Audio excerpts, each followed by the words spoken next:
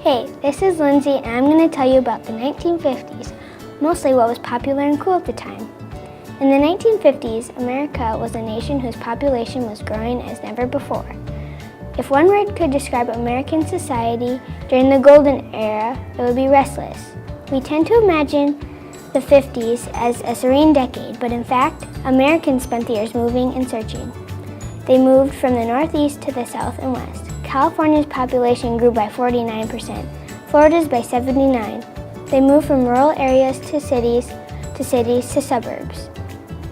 By 1960, a third of the country's population lived in the suburbs. Many people were satisfied, but many others felt sick at ease because of the rate at which the world was changing.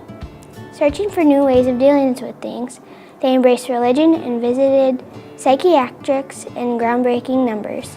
Since there was a baby boom, toys were up and coming. Dolls, prams, and dress-up were common toys owned by little girls. Cowboy and Indian toys were more common toys for boys. Car hops were very popular as well. Waitresses would roller skate to you to get your order.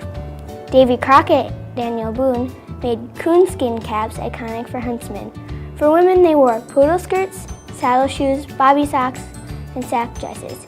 James Dean and Elvis Presley made sideburns the bee's knees. Thanks for listening.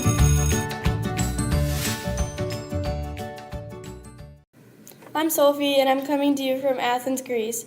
Athens is a very unique city with lots of interesting culture. Being one of the world's oldest cities, Athens has an interesting history that spans about 3,400 years. Most people have a love-hate relationship to Greece's capital. On one hand, it is a city with a wide variety of things to see and do, but on the other hand, it is a huge, busy place with about half of Greece's population living there. There are places you do not want to be alone at night, and Athens has a big problem with traffic jams and pollution, especially the smog. Athens is widely known as the cradle of Western civilization and the birthplace of democracy, which is one of the most significant achievements of the ancient Greeks. According to Greek mythology, this city was named after Athena, a Greek goddess. Located between the Parnitha, Penteli, and Hymettus mountains, its mild climate and fertile plains is probably one of the reasons why people wanted to settle there so badly. Now, with a population of about 3.75 million, it is a busy place with lots of things to see and do.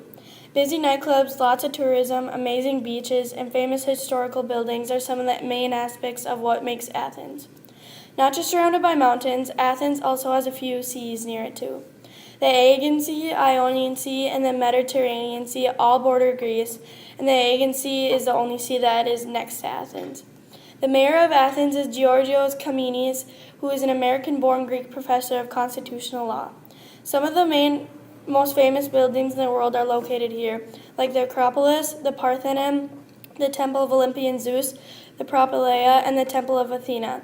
All of these sites were opened around the second half of 5th century BC. Thanks for watching.